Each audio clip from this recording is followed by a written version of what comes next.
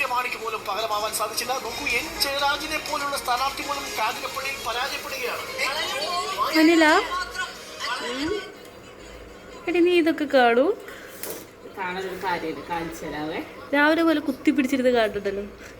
എന്തായാലും കാണണം നമ്മുടെ. എന്നാലും ഇതിനൊരു കാര്യമില്ല. ഒരു മിനിറ്റ്, അതും റിപ്പോർട്ടർ ചാനൽ തന്നെ കാണണം. ഒരു മിനിറ്റ്, കാര്യമില്ല, കാണിച്ചു തരാം. ഈ വീഡിയോ നീ കണ്ടിട്ടുണ്ടോന്ന് എനിക്ക് അറിയില്ല. അടുപ്പമുള്ള രാഷ്ട്രീയ വാർത്തകളൊക്കെ കേൾക്കുന്നതിനിടയിൽ ഇത്തരം രസകരമായ കാഴ്ചകളും നിങ്ങൾ കാണണം. സിനിമാ നടൻ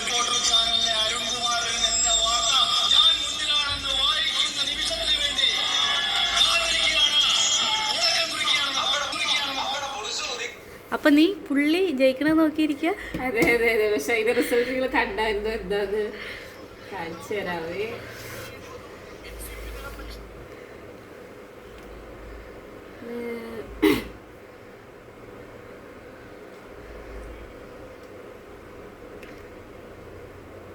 അതിന്റെ ട്രോൾ എന്തോ ഇറങ്ങിയിട്ടുണ്ടല്ലേ? ആ, ഇറങ്ങിയിട്ടുണ്ട്. കാണിച്ചു തരാം. നിങ്ങൾ കണ്ടായിരുന്നോ അറിയില്ല. എല്ലാവരും ഇപ്പൊ ന്യൂസ് തിരക്കിലായിരിക്കും.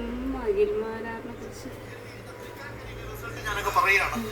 അഖിൽ രാജ് എന്ന അഖിൽ മാരാർ 10,000 വോട്ട് പോലും തിരിച്ചു പിടിച്ചിട്ടില്ല എന്നുള്ള കാര്യമാണ്. ഇപ്പോൾ ഏറ്റവും ഒടുവിൽ 9,161 വോട്ടുമായി 3ാം സ്ഥാനത്താണ്. താഴെ നിന്ന് മുകളിലോട്ട് പോകുമ്പോൾ 1ാം സ്ഥാനത്താണ് എന്നുള്ളതാണ് ഞാൻ മനസ്സിലാക്കുന്നത്.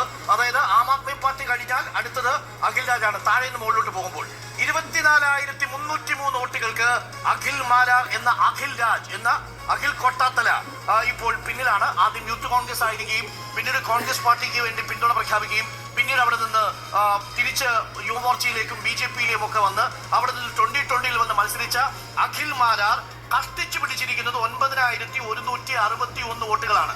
9,001 രാജ് എന്ന അഖിൽ മാരാർ എന്ന വിവരം പ്രിയപ്പെട്ട പ്രേക്ഷകരെ കാണാൻ വേണ്ടി മാത്രമാണ് ഞങ്ങൾ ഇരുന്ന് റിപ്പോർട്ടർ ചാനൽ തന്നെ എടുത്തിരുന്ന് കണ്ടത്. ഇവിടെ എല്ലാവരും ചിരിക്കാതെ കണ്ടിട്ട്. എന്തൊക്കെ